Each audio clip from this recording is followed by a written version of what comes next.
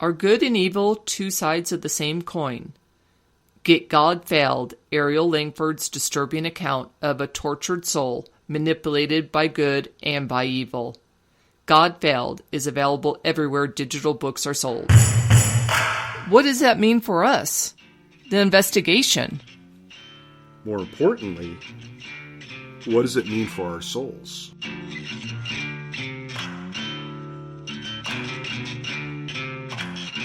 We're searching for the Demonic Testament, a book written by a demon, and you're coming with us.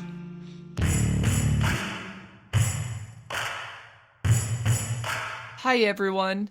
Tonight we're going to explore the many deaths that are associated with this investigation and what might have happened to their souls. Yeah, Sutton and I have been talking a lot this week about, well, in a sense, we're going back to the very beginning. Mm-hmm. So, you guys all know this whole investigation started over stories that I heard while on my world tour last spring. And one of these stories, which people were calling Soul Stealer, talked about a demon who took souls that weren't his to take. Right. And after last week's show, it got us thinking about what happened to the souls of those who made contact with Surath. Yeah, because, I'm pretty sure the demon in these stories is Surath. And so, if my theory is right... That Surath is working for himself. Yes. That if he's gone rogue, how does this change things? When Gano was here, or I don't know, maybe he said it in one of the notes he sent us, I don't remember, but he said something about a rule that can't be broken. Now, I have no idea what that means, but...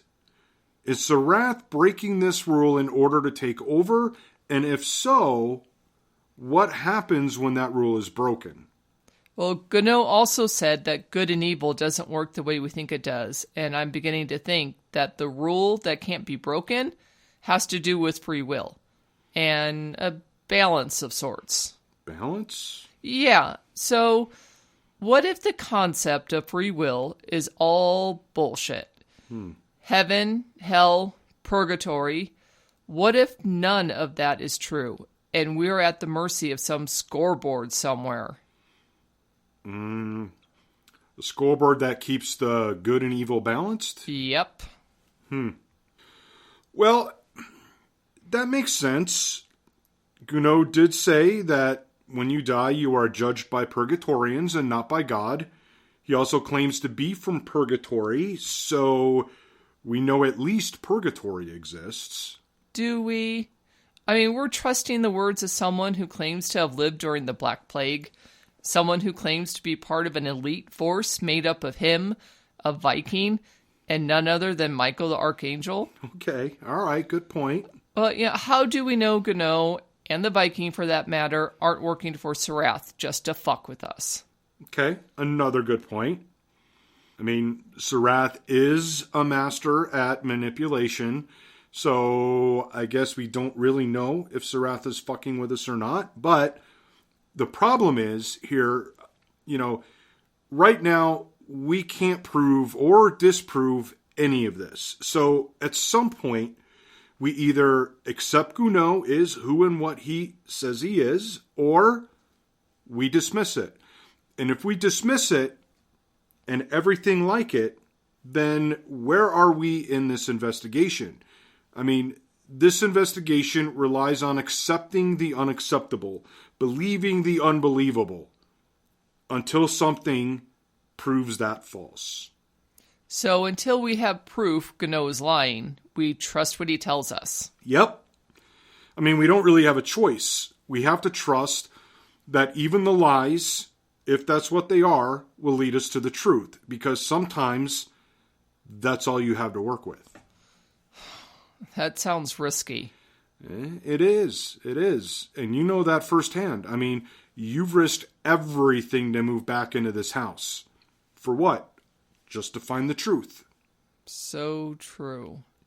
So the real question isn't whether or not we believe the lie, but how we use what we already know to prove or disprove that lie.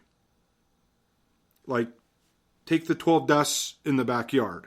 The apostles? Yes. Well, that's what we think anyway. There's still a lot of questions we haven't asked yet. Like what? Well, we believe that they're under the control of Surath. You don't think so anymore? No, it's not that. It's really, how do 12 people die, resurrect like Jesus during Holy Week, and end up working for the most powerful demon in the world, in the universe? I mean, we know nothing about them. We know they died in the backyard of this house that we're sitting in right now. But how? Did they commit suicide? And if they did, were those suicides coerced by Surath so he could get their souls? And that brings us to what we were talking about earlier. If Surath is working independently, has he kept these souls for himself? You know, is he building a kingdom for himself which will threaten heaven and hell? Okay, well, assuming he is, then it's safe to assume that any soul he manipulates will be his at some point, including ours. That is a very scary thought, isn't it? Yeah. And really, what makes things even more complicated and scary is we're caught right in the middle of this. On one side, we've got Surath manipulating us to release his book or books. On the other, we've got Gounod and the Viking playing their passive-aggressive, oh, you've got a big decision to make, but we're not going to tell you everything you need to make that decision easy game, right? Yeah. And in this twisted four-way, there's Lucifer and his creepy monkey crow minion things watching us 24/7. It kind of makes you wonder if this is our destiny. Maybe our souls were always in peril and we didn't know it. You mean like we were chosen? Well, yeah. I don't know. Okay. So, is it a coincidence that Mitch, my asshole ex-husband, got transferred to this godforsaken town and then spent the first month away, leaving me alone to experience the hell that lives in this house and to find the tapes of Agatha? And you? Well, what about me? Well, you go on this tour, a tour you've done every year, but this time you hear stories about this book. And now we're in this twisted four-way, as you put it. Seems like we never had a chance. And our souls are... up for grabs? I was going to say damned, but same difference, I guess. No matter what we do, we're fucked. Well, not necessarily. I mean, there's a lot in play here. We've already seen that the accepted theories of heaven and hell, everything the church tells us, aren't exactly true. For instance, Gounod told me that we are judged by some panel in purgatory and not by God. Yes, of souls that cannot leave. Right. So, it sounds like those are the souls that are damned. I guess, yeah. But most would say hell is that place. Yeah, probably. But that brings me to the other thing Gounod said. Heaven and hell aren't what we think it is? Yes. So, if it's not what we think it is, then what the hell is it? And if it's purgatorians judging us, does that lend some credibility to the concept that evil is just a darker shade of good? Maybe, but Gounod said we are judged on the good and evil we do. So maybe not. Yeah, but he also said that we get to choose where we go. So maybe hell isn't evil and heaven isn't good. Oh, this all just makes my brain hurt. Yeah, I know. It's sort of a mindfuck for sure. But, all right, and I'm just kind of thinking out loud here. Gounod said he hadn't earned his way into either place. Yeah, and... Well, when he mentioned the whole evil and good thing, he mentioned it in the context of balance. Yeah, that's what I was talking about earlier. Right. So what if the purgatorians who judge us have different definitions of what good and evil are? Okay, go on. Well, I don't know. I mean, that's all I got. Okay, how about this? Okay. In one of Ariel's notes we found, and I think we posted this one, something about evil wanting to give you what you want, whereas good doesn't. Right, I remember that one. Okay, so if you lived a life of indulging in the 7 sins, you're on the highway to hell. If you've abstained from everything, you take the stairway to heaven. Okay. Well, in a way, that's sort of what the Satanic Church thinks. You know, they believe that there's no reason to think that indulging in anything will make you suffer eternally.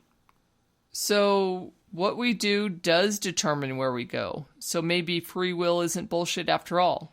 Yeah, I don't know. But if your theory is right, there's going to be a whole lot of people disappointed to find heaven isn't this magical place full of puppies and virgins and unicorns. Yeah, I wouldn't want to be them. Yeah, me neither. But getting back on a more serious note, we can't ignore the Surath wild card. What wild card?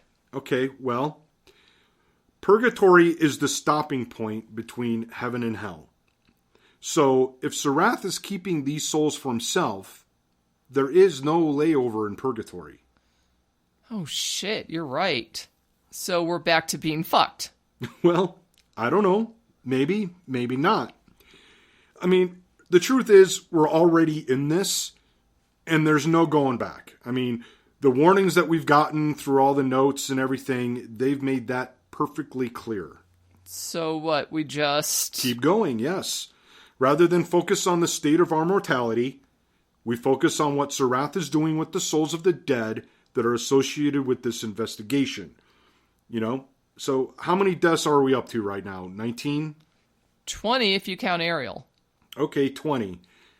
20 so far. There could be more. Okay, but hold on. All right. If souls go straight to purgatory, how can Surath take, or at the very least control, those souls? You know, I don't know for sure, but I think right now we need to operate under the assumption that Surath is playing by his own rules.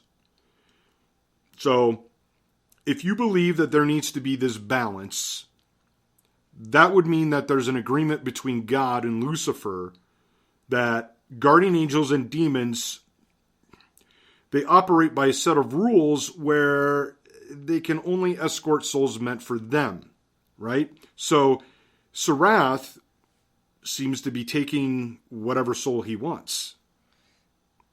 Are you suggesting that angels and demons aren't beholden to those rules? That they have free will like us? Well, I never really thought about angels and demons having free will, but if you think about it, the Great War in Heaven, I mean, that's just angels exercising free will. And Alec, the guardian angel in God Failed, you know, he kept doing things he wasn't supposed to do. Okay, so if angels and... Wally!